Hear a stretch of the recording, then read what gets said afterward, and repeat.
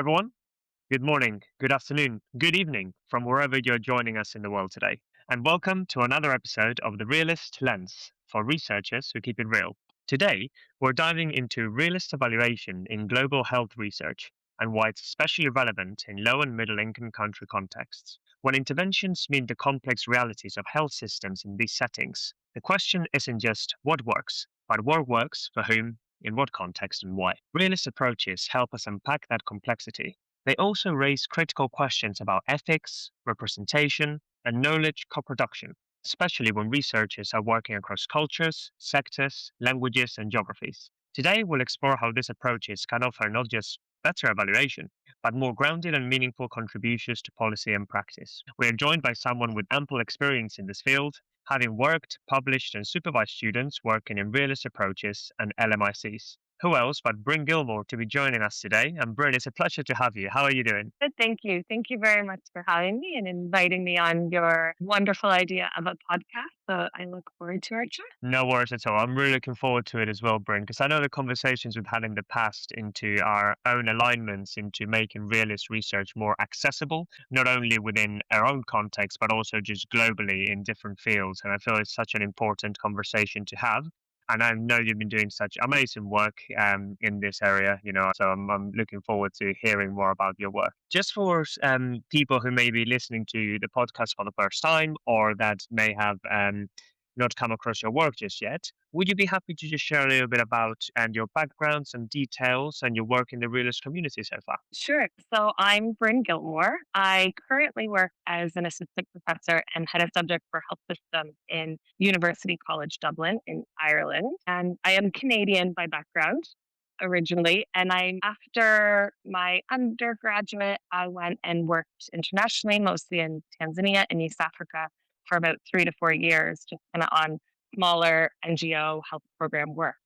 And then I came to Ireland to do my master's and my PhD. And it was then that I got exposed to realist method. So in the first year of my PhD, I supported a project that the Centre for Global Health in Trinity College Dublin was doing, commissioned by the WHO, actually to look at the health community-based rehabilitation, and so CBR workers in LMICs. And we thought we were going to be doing, a scoping, a systematic review, but the context of the WHO actually came back and said, oh, there's this methodology realist review. We'd really like this to be a realist review. And I kind of thought, I have no clue what you're talking about. So let's learn realist review. So that was my first introduction to it. And it really kind of made a lot of sense to me. And I really liked learning about the methodology. I really thought it had such application and relevance to the type of work that I was interested in doing, a lot of kind of the operations, implementation science research in global health context. So from my master's work as well. And then I used it within my PhD, then taking it forward. So I did realist evaluation in my PhD. So I did the realist review to kind of introduce me to realist work, and then realist evaluation in Uganda and Tanzania for my PhD. And from there, I think, that was starting in 2014, and there still is now, but there was a lot of space to kind of explore and develop and ask the questions and really think about its application to these contexts or within global health research. So one of the kind of first papers, I did a kind of reflections paper after my PhD, that's in BMJ Global Health on being a foreign researcher doing realist evaluation in these contexts. And then since then, really kind of interested in just methodological development of realist overall, so realist evaluation and realist review. So I published the way that I analyzed for my PhD, and that's been helpful. I think and cited well. I think people find it helpful just to have a guide on how other people have gone about doing it. And then so now I'm working with a couple of PhD students that are doing work in these realist contexts, and I did my postdoc then in Kenya doing realist evaluation. So just a bunch of doing realist evaluation in these contexts, and then also I really do enjoy the kind of methodological aspect side of it, and so I think that lends well to kind of really asking these questions and thinking about its application and how we can strengthen it and just better have it be a great tool within kind of context. I love I that, hope Brynne. that Thank you wasn't so too much. long-winded. No, no, not at all. It's brilliant. I always love listening actually to how people first come across the approach. So I think what you say is quite right. Mostly at that level where individuals are thinking around their PhD study or that further postgraduate studies when they potentially come across it for the first time. But I've also heard people who have converted, so to speak, after working in some areas because of the frustrations of those particular ways of doing research.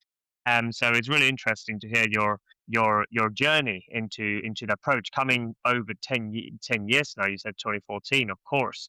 And I guess that one of the things that made you really stand out for me is the journey that you've had, is this experience working within global health context. So not only in the Anglo speaking context, which of course realist evaluation and synthesis develops in the UK, but also in other English contexts such as Australia has been developed a lot. In Canada, there's been some groups, US, etc.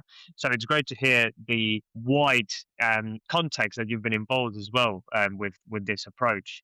And I know others are doing that as well in Belgium, etc. So it's great to see a wide amount of researchers doing this as well. But as you came to learn about realist approaches, 11 years ago, and then through the time that you've been using it since in this context, what has drawn you to using them within this complex LMIC setting? So, what is it about the LMIC setting in the context that you've been that you feel realist evaluation really suits that? I think so. First of all, kind of what I like to do within research and focus on, so that really kind of implementation, improving, strengthening programs to provide better services. And there's a couple of things. The first being, in a lot of these contexts that I work in, or I mean, I think this is relevant to everywhere, but they are so different, even from one community to the next, one site to the next, and you really start to understand why Realist was developed in the first place, where it isn't just about the strength, the efficacy of an intervention. It is about, where, how, who it's implemented. And so I think it's, really understanding and seeing so clearly, literally two different communities, the same intervention, exchange of work completely different, all because of the people that are involved, the cultures, the history, the understanding. So really understanding its use and its complete contribution that it can make. I think it is quite well received by people that I work with as well. And I think other people really see the value in it. I think other people working in these countries and partners, whether they're implementers or academics or government, once they're introduced to the methodology, I think they also understand how applicable it is to these multifaceted, so complex contexts. And then I think, you know, like in any country, resources are so limited. And that's especially true in a lot of the contexts where I work. And so just the importance of doing good research that really can contribute to improving by our understanding is vital. I love realist methodology. I use it as much as I can, but I also wouldn't say that I use it all the time. I think it has its time and its place. So I think it is such an important tool in our toolbox to be able to understand and work towards strengthening interventions to provide better services, to provide better or appropriate care. Um, and I tend to gravitate towards that most of the time because of how I think it is such a great tool. Yeah, so I think that's my answer. Kind of long winded, but really it just fits a lot with the complexity of the context.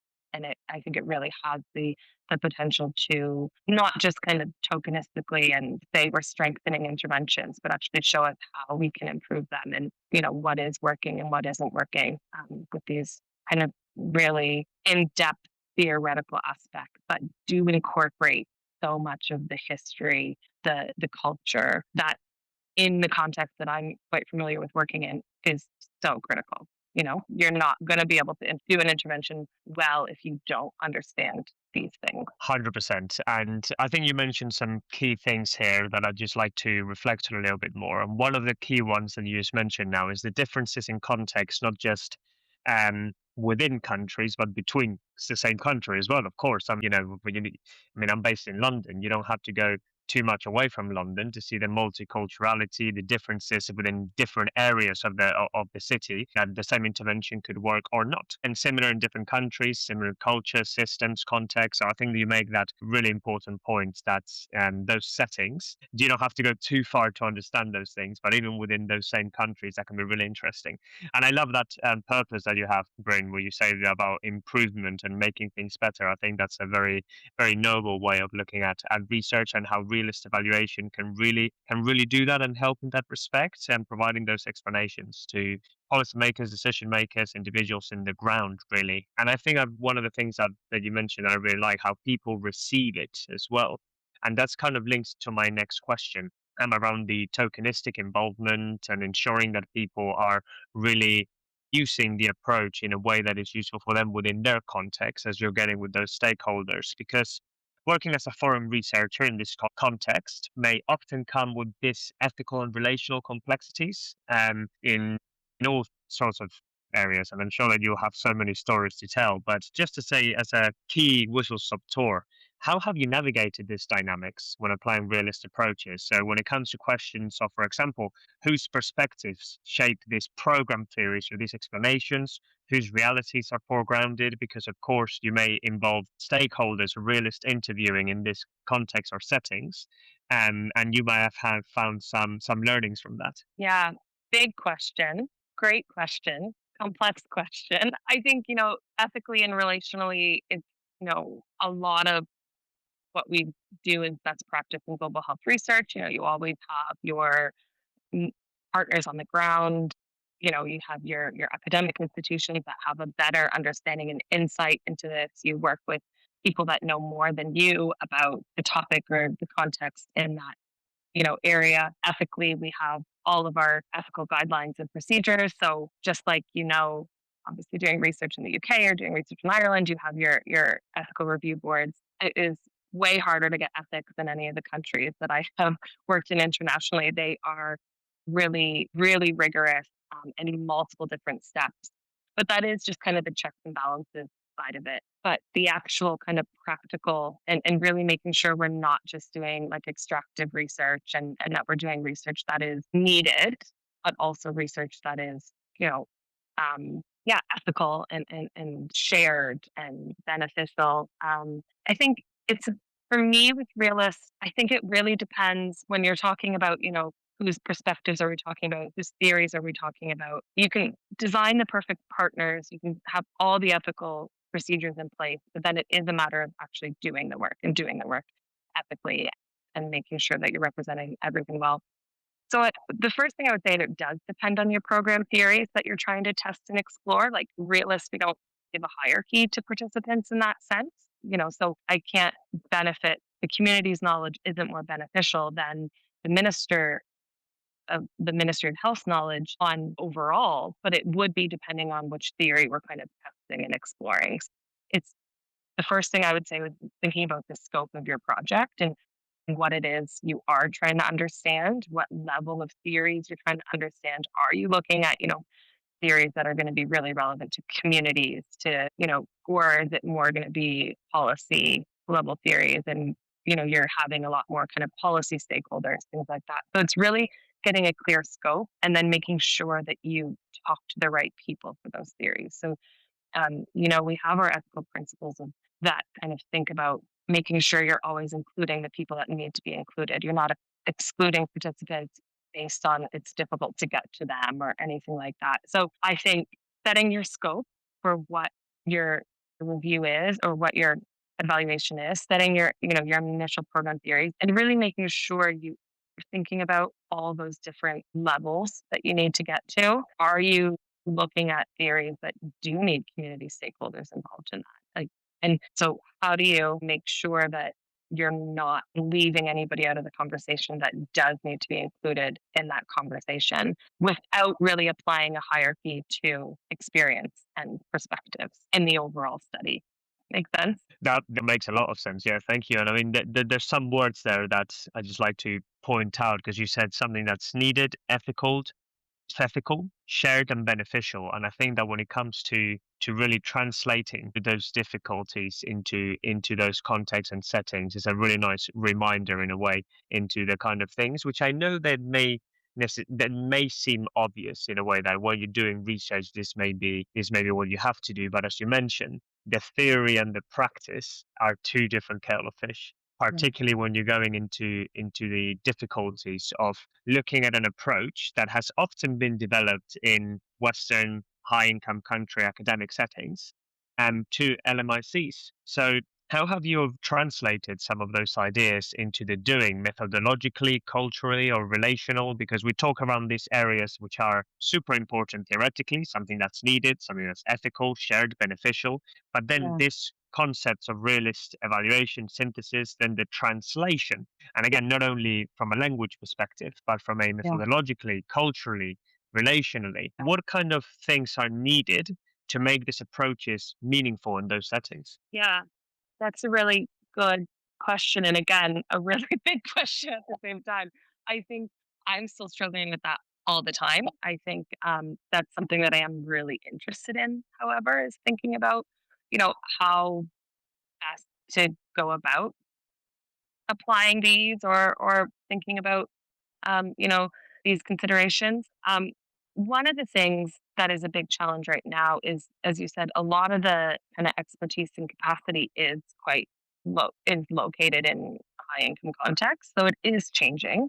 It definitely is changing, but we still see a lot of the global health realist work is still led by these north global north experts, and that's me, that is something that I'm cognizant of, and whether that is something that should be happening or not again is, I think, another full on conversation about decolonizing research and exploitative research and stuff like that. So I think that is a really relevant conversation as well in the realist field, probably beyond the scope of this exact conversation now. But like, even if you look at the first Ramsey's guidelines on realist evaluation, because I did this recently, that none of the expert committee, none of them were based in a low and middle income country. They were all based in high income countries. So even like the guidance that we're working off of doesn't have that kind of input and consideration. And it made sense because at the time there weren't people using using those methods that could contribute to that. So it's not a criticism of the process. It's a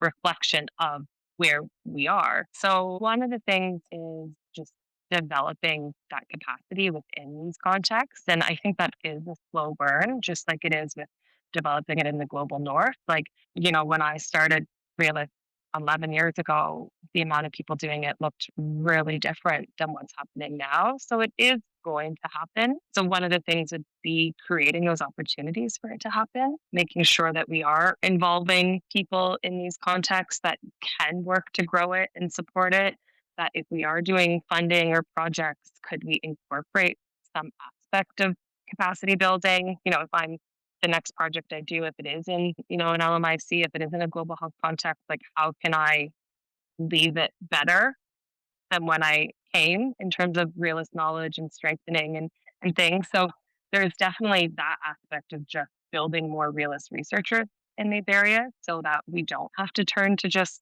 foreigners, global north people to kind of do all this work. And when we think about then the actual translation of the methodology, as we kind of said before, like, I think a lot of people, it makes sense. And I find this all the time when I'm talking to people. You said this, the kind of realist converts, people that have been doing research for decades, but now we're introduced to realists. And a lot of them are like, oh, yeah, like this makes a lot of sense. Like, I understand this. Like, it's a complex thing to do, but I understand it. And I think this is a really relevant methodology. And I see that all the time with like organizations or ministries or people that are more stakeholders in the research that we conduct. And the thing I would say that I've been learning is, and I actually reflected on this in my PhD, like I think we all love the what works for whom and why. I think it's just so nice, it's so clear. But I've stopped telling people that that's what I'm going to do for them when I'm doing realist research in these contexts. I think it's just we're obviously giving people a lot more than that. We're giving them a lot of complexity, a lot of I'm not giving you a nice little list of how your intervention works, who it works for, and why it works. Our theories, our findings are dense and really nuanced.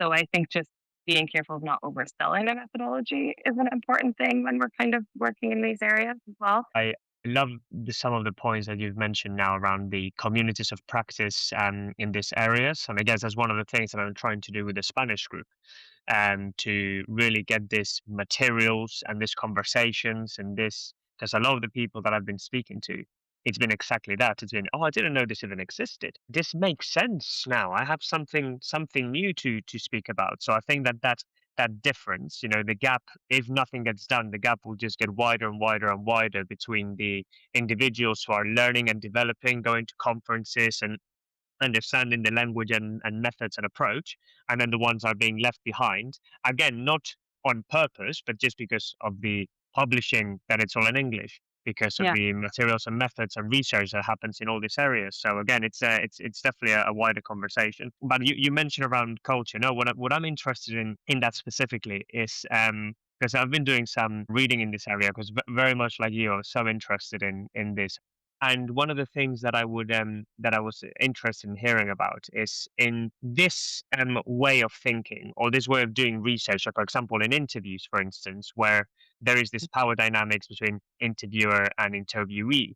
But in this case, you're giving the power to the other person to actually, hey, you can tell me I'm wrong. You can tell me that this program doesn't work, or you can say this. So I'm not sure culturally how you found that Hard. those things, right? That that some Yeah. individuals may be very reluctant, maybe to go through those conversations of realist work because of cultural reasons. So I'm wondering how you found that process as well. Yeah. So in Anna Manzano's and Emma Williams' recent book, Nadesh Sandrine and I have a chapter that's kind of doing research in this, and we reflect a little bit on this as well. I mean, I think naively the first time I went and did, realist interviews and talking to people about this, I followed, teacher learner quite, specifically, and it didn't work. Let's just say. I don't think it would work for many people to follow it so, by the book instead of using more the ethos of what it's telling you. You don't actually have to sit there and be the teacher and they're the learner and then you switch roles. Like it's the process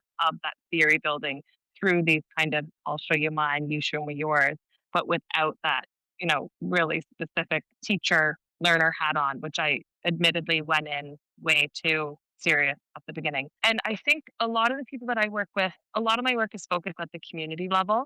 So I spend a lot of time working with, and even my students, spend a lot of time interviewing community members, recipients of programs, as opposed to just program builders and implementers. I have found that these conversations are often a little easier, maybe with program implementers and people like that. It might be a bit easier to kind of do the kind of realist interviewing, the theory driven interviewing. I think a lot of participants that I have worked with, and so I try and understand why is it, a lot of these communities are very used to research. We know that a lot of communities are over researched, them have like participating in research. I do think it's a different style of research that a lot of people aren't used to.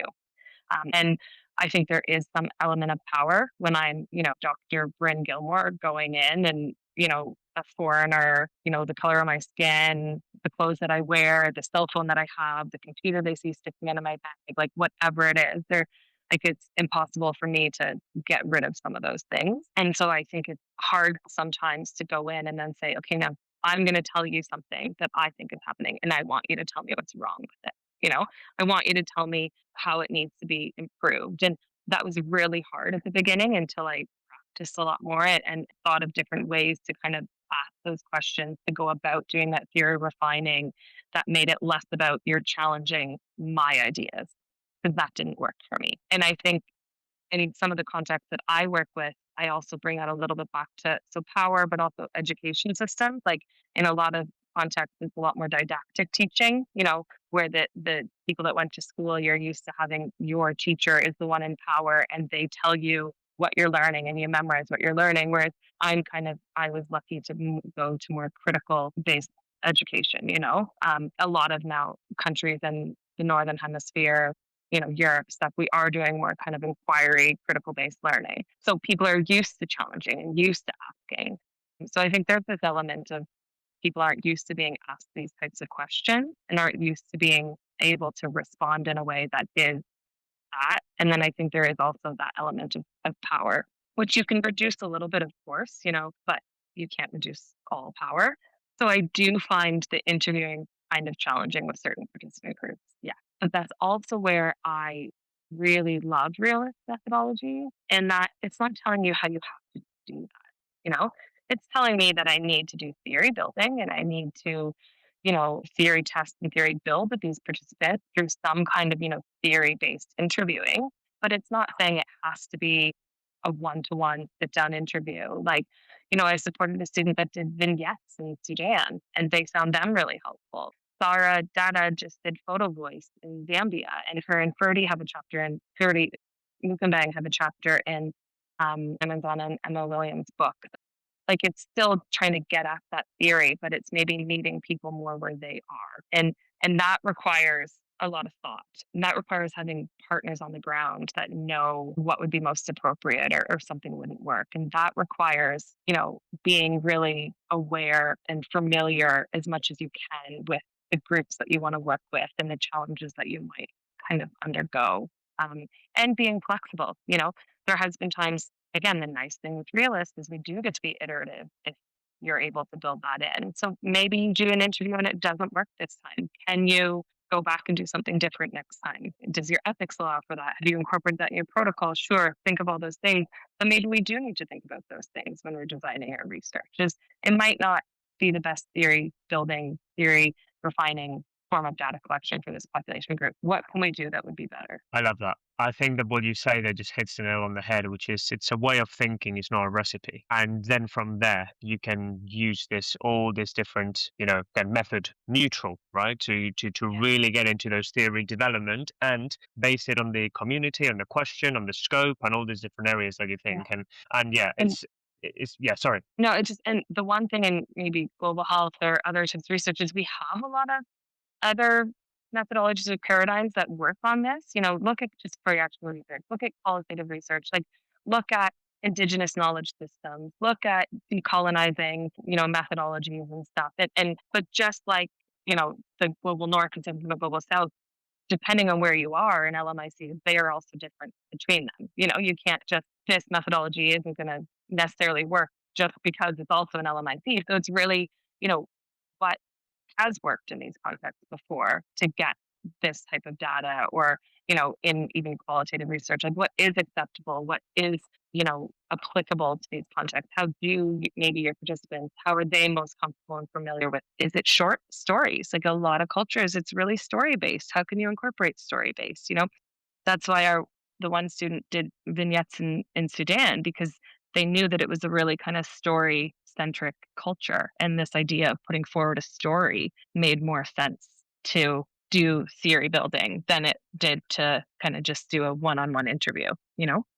Yeah, yeah, certainly. That's fascinating. And I have read about the use of vignettes actually quite recently by a couple of people, and I find that a really interesting way of bringing to life some of those areas. So fascinating. I guess that from hearing you speak, Bryn, and all your experience, what I see as well is that there's been a lot of learnings along the way, and there's been a lot of trial and error, and a lot of seeing what works, speaking to whom, and then and still learning and developing. So there may be global health researchers who want to begin using the approach in MIT settings, or indeed are already in those settings and want to start learning a little bit about it. What do you think are some of the key considerations or common missteps that people may do initially in this context, especially when entering into partnerships or co-producing knowledge? I mean, you mentioned one already, for example, of I went to an interview thinking, teacher learner cycle, this is going to happen, and it didn't work. Yeah. So maybe that can be one learning. I'm not sure if you have Yeah. any more as well. Yeah, I think understanding the context and the culture is really important. And as a foreigner, you're never going to fully get that. You're hardly going to scrape the surface. But I think the more time you can kind of be there and the more time you can talk to your partners, whoever they may be, it's not that you necessarily understand more of the culture or the context, but you know how to ask better questions about it and you know what maybe might become more important or more relevant or what you do need to understand more. So like yes, those relationships, however you want to do it. I've been really fortunate that I have got the chance to spend a fair bit of time in the sites that I've been working in.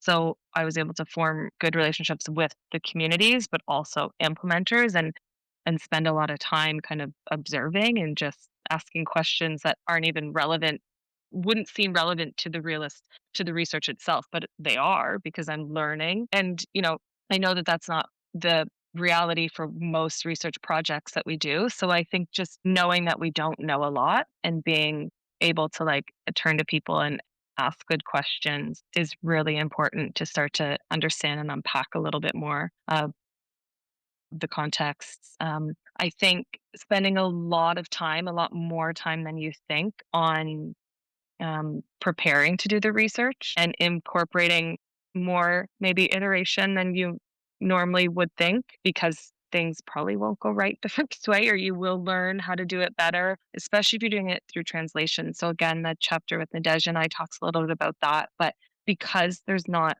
a lot of realist researchers yet in these contexts, and if you're working through research assistants or translators, it is a really challenging thing to do. And so there requires a lot of front work before you can even start, a lot more preparation in terms of getting prepared to even do the work. And then a lot of kind of afterground work of, well, what did that mean? Let's think about that again. Let's go back. Let's ask more. So it is a timely thing, like all realist research. But I think maybe the front end and the back end need a bit more time than maybe in a context that you're familiar with, just preparing to do it is important. Yeah, the iteration I think is really helpful. And yes, knowing that there will probably be some things that go wrong or some things that you could do better if you were to do it again. Every time I walk away, I say, "Oh, I would have done that differently." Yeah. But and that is the way that we learn, Brynne. I guess that you say something that just reminds me of this phrase, which is failing to prepare is preparing to fail. Particularly in the context that you're Yeah. speaking about, where you may be less familiar with those Yeah. conversations, those relationships, and again, if you don't have the opportunity to be in the ground as often as you mentioned, then I think Yeah. it's absolutely vital to get to know those people from the lens not only of the research but just as people, as humans, to understand Yeah. the culture, their ideas, their way of thinking, their Yeah. which then is going to be much more enriching, and probably as well with the group of stakeholders that you are getting in Yeah. your evaluation or your synthesis, because then also that will give you some good ideas of organization, conversations, and the things that will be more resonant to this population. Yeah. And even incorporating other things, I'm thinking of some work in Kenya, we incorporated a gender analysis before we really started. Like it was a part, but it just doing a gender analysis before any of the kind of the realist primary data collection really helped to kind of think about the context and think about dynamics and think about relationships that then served helpful when doing the interviewing. Because in my head, we already knew something. We were already able to kind of dig deeper on some elements because we had that background insights into that. So can you do that? Can you do a it doesn't have to be a gender analysis, but what kind of forework can you do that at least when you're then doing your interviews, um, you're able to ask the questions, work towards building those questions a bit more. Yeah, I think that's helpful. I even think so. I was really lucky on my postdoc. It was a Marie Curie, but I was seconded to an organization in Kenya because of the international mobility. So for about 2 years, I was in Kenya, and most of my time was spent in a northern in Marsabit in the north, and long, long drives. Everything is very far apart, and but it's just so taking the time to talk to people, not all the time. You're tired, you're sitting there, but exploring the differences in the Gabra and Borana and Samburu and so how do people are houses built this way? Why are houses built that way? Why are people this? Why? And sure, not a lot of that stuff maybe features in the realist evaluation explicitly, but it's just really a great position to kind of be in to feel like you're outside of doing exact data collection, you are learning about the place that you're working in. And that's some of my favorite times and still some of my favorite kind of anecdotes about the work is, the stories that I've heard or the people that kind of help to at least give me a better understanding of the context. Yeah. Of course, I love that, and I love that, as you say, it's the the human element in all research, right? That really brings it to life, particularly in realist work, where you're trying to understand these things that are happening to all. I want to ask you $1 million question, Bryn, because we've mentioned in this conversation around the gap and the difference between, in global health between the global north or the global south, and this researchers in this context, and still the capacity, translation, and materials. How do we close that gap? What are the best things to close that gap? Because this is something, again, that I'm super interested in, and Yeah. I'm sure we could have another podcast episode on this, but just for the Yeah. purposes of what we've been talking about, what do you think are some of the key elements for us to try and close this gap to increase the number of realist researchers in LMICs in non-English speaking contexts, in other areas where, again, realist evaluation can be, synthesis can be relevant to everywhere in the world? Yeah. And this is where I think we could start talking about how do we close Yeah. that? Oh, what a question. I go right back is should the global north even be doing this research? Like what is it? Like I think this is a big again, another great but big question. So I might stick to the practical things because I think as you said, it's quite a big conversation. It's great that we have a lot more of kind of the decolonizing movements and there's the decolonizing realists, there's also decolonizing global health. There's a lot of really critical discussions that are going on with people far smarter than me and in a way better position to be speaking on this than me as well. But I think practically it's things of making sure we properly involve people on these projects as opposed to just the kind of tokenistic partner that's attempting to get money into these research institutions as well. Funding partnerships, we know that most of the money is still concentrated in the high income countries, and even if that's where the money is coming from, can we make it a more equitable financial distribution of this? I do think there is elements of just practical training and hands-on training that need to be done. So she probably won't remember it, but my first realist project that we did with the WHO, again, we said, I have no clue what we're doing. And Joanne Greenhall came over and did like a day-long workshop with our center. And that was kind of like a great introduction to doing that. And that I credit that with kind of just, being able to talk to her and speak to her for a day about a project. And it was so instrumental in being able to progress my understanding and my ability to learn and apply the methodology. So yeah, proper ethical partnerships that involve mutual benefits, financial, publication, capacity. We know we have publication problems in global health in terms of who's the primary author. So it's all the regular things that we think of in any other types of research is really important. And then I do think it is even in non-global health projects, can we bring in people from different contexts that are maybe under represented in realist research on board, like people from countries that don't have realist expertise be brought into realist reviews or realist evaluations, even if they're not being done in their countries.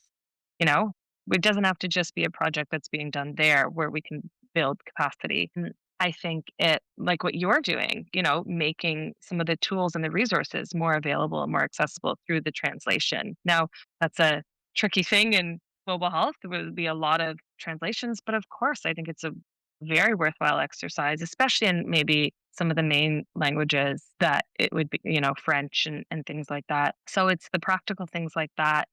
And I think it's communities of practice, as you said, people that do have the experience, being able to share that and pass that on to other people, buddying systems, communities of practice. I don't know. Others, I mean, I guess so many potential possibilities for how to do that. And I mean, I'm hoping that we can continue to work towards them. I think there's a couple of people that I have talked to, like we have ideas or thoughts or plans, and it is, and some of this work is already being done, as I said, your work and your projects and stuff. So it's access to conferences, that's a big one which we all face problems with. It's not realist exclusive. So big question. I don't know how to solve it in the big long term. I think you have really, research existential questions that is posed in the first place. But then just yeah, the practical ones that and happy for any other ideas that people might have. I think it's really critical. Yeah. Brilliant. I mean, I think you mentioned a really important thing here, which is we have all these different options, and the important Yeah. thing is now taking action. which I Yeah. think is the key thing, because we can talk theoretically about these things being very important, but really by taking action and by making these things happen, which I know won't happen in a day, but through a snowball effect, so to speak, Yeah. hopefully we can get and close that gap for many people.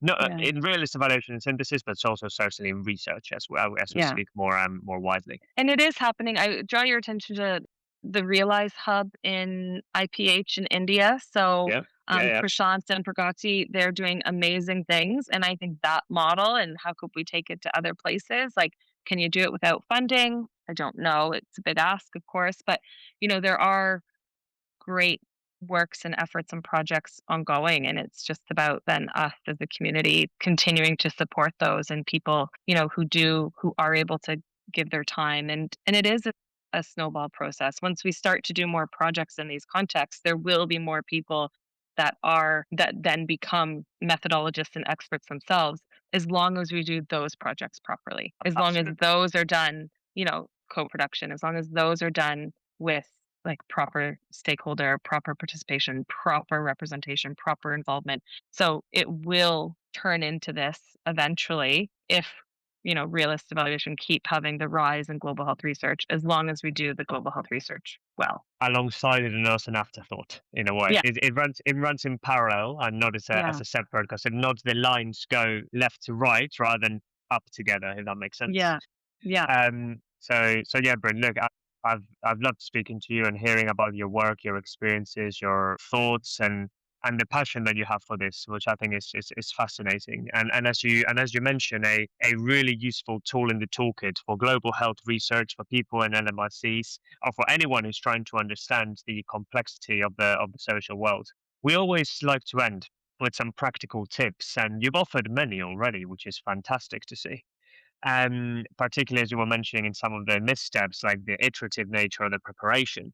But I wonder if you'd be able to offer researchers who are beginning to use realist evaluation in global health settings any three top tips or lessons for building partnerships or managing the realities of field work or realist evaluation in making those partnerships work. Yeah. As they leave the podcast, top three tips that you would provide. Wow. Okay. I feel like, yeah. Can I just re-say some of the ones we've already done? I feel like I should be ending on a more, monumentous bang, so to speak. But I think as much as you can work with people or get yourself embedded in the context, not just because I think you'll get better insights into generative causation, but I think it'll just overall enrich the work that you're doing. However, you're going to go about doing that. Is it a contextual analysis? Is it spending more time there? Is it having some really key people that you can always turn to ask questions about that? So having that link, um, more time before and after than you think to build these, to train or to work it out with your project partners about how it works, and more time during or after to kind of go back and re-ask questions if you need to. Yeah, the last one, practically, I guess, would be, I think, just really be cognizant, and this is for any global health work, but your power, as maybe you're not from the context that you're doing it in, but regardless, you're coming with your education, you're coming with your research, and Realist hasn't really explored the issues of power as a researcher. We know that we're informed realist researchers, so power in terms of bias and things like that, maybe not so much, but unlike other maybe qualitative research where we have a lot more explored on power and positionality, we really haven't got into that so much in Realist yet. And I do think it's an area to explore, but I think just for any foreigner, any person doing global health research, it really is just being really cognizant and really reflexive of your power to ensure that you're doing research in, as ethical as a position as you can. Number one, embed yourself in the context. Number two, the time that you spend before and after the actual field work or the evaluation to prepare and to review. And number three, the power considerations that you bring into your work as you're doing that. I think those are three lovely things to end with, Bryn, and to really just share with individuals who may be starting or interested in this field to consider as they're learning more and reading more after this conversation. Bryn, it's been an absolute pleasure to have you. Thank you so much for your time, for your thoughts, for your ideas. And I'm really looking forward to seeing how all your work keeps developing and keeps being done. And I'll certainly be there to read through. And for anyone listening in the Realist Lens for this episode, thank you so much for your time as well. And I'll speak to you soon, I'm sure. Brynne, thank you so Thanks a much. lot, Alejandro. Thank you so much.